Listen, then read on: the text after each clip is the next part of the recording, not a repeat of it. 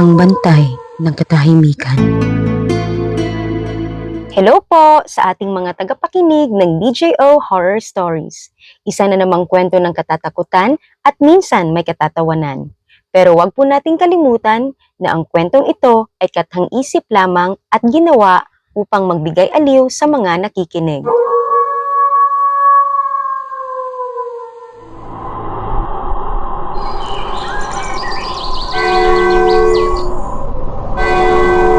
Sabado de Gloria. Katahimikan ang bumabalot sa baryo ng Salamingan. Sinara ang mga tindahan. Tumigil ang mga kasiyahan.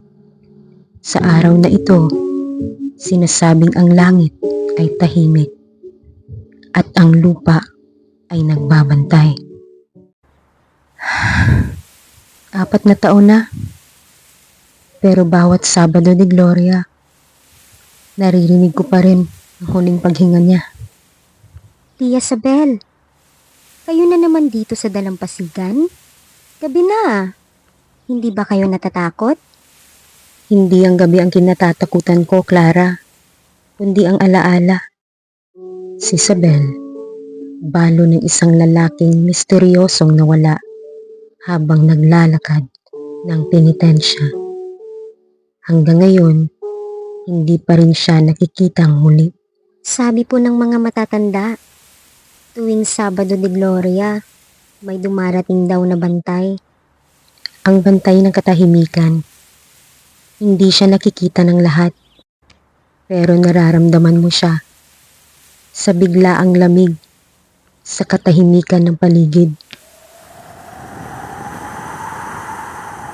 At nang lumilim ang ulap, lumitaw ang isang silueta mula sa likod ng mga puno. Isang matandang madre, dala ang itim na rosaryo. May bumabalik na utang at oras na upang ito'y bayaran. Madre Piedad, kayo po ba yan? Oo, iha. Napansin ko, bumabalik ka taon-taon, Sabel. Pero hindi ka nagbabago. Hanggang ngayon, itinatago mo pa rin ang katotohanan. Anong ibig mong sabihin?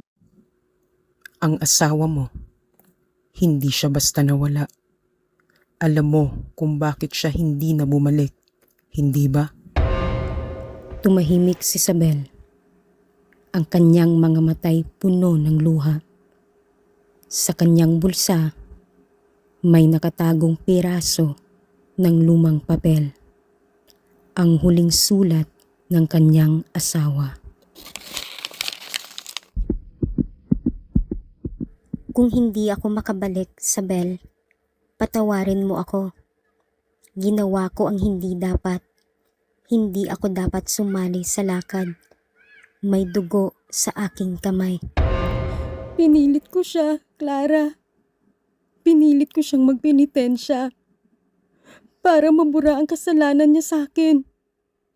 Pero hindi ako nagpapatawad noon. Galit ako. Gusto ko siyang magsakripisyo. Mula sa likod ng ulap, dumaan ang malamlam na liwanag ng buwan. Sa lilim, isang aninong walang mukha ang lumitaw. Mataas, itim, at tila lumulutang. Narito na siya. Hindi lahat ng penitensya ay tinatanggap. Ang totoo'y, ang puso mo ang dapat magsisi.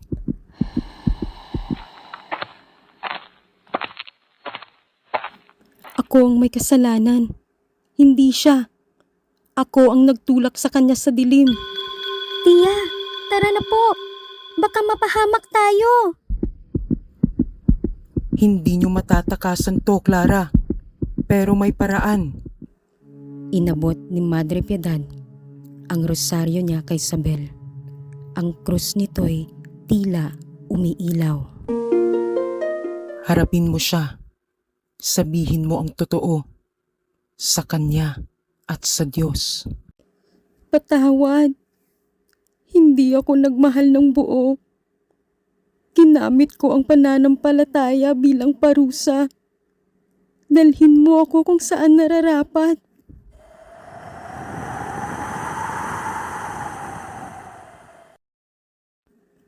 Sa gitna ng katahimikan, nawala ang anino.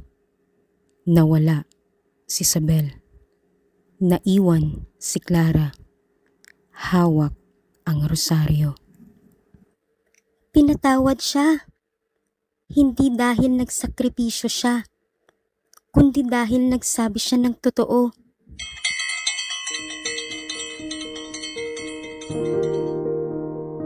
Ang bantay ng katahimikan, hindi parusa. Isa siyang paalala na sa pananahimik, naroroon ang Diyos, naghihintay ng pagsisisi at liwanag.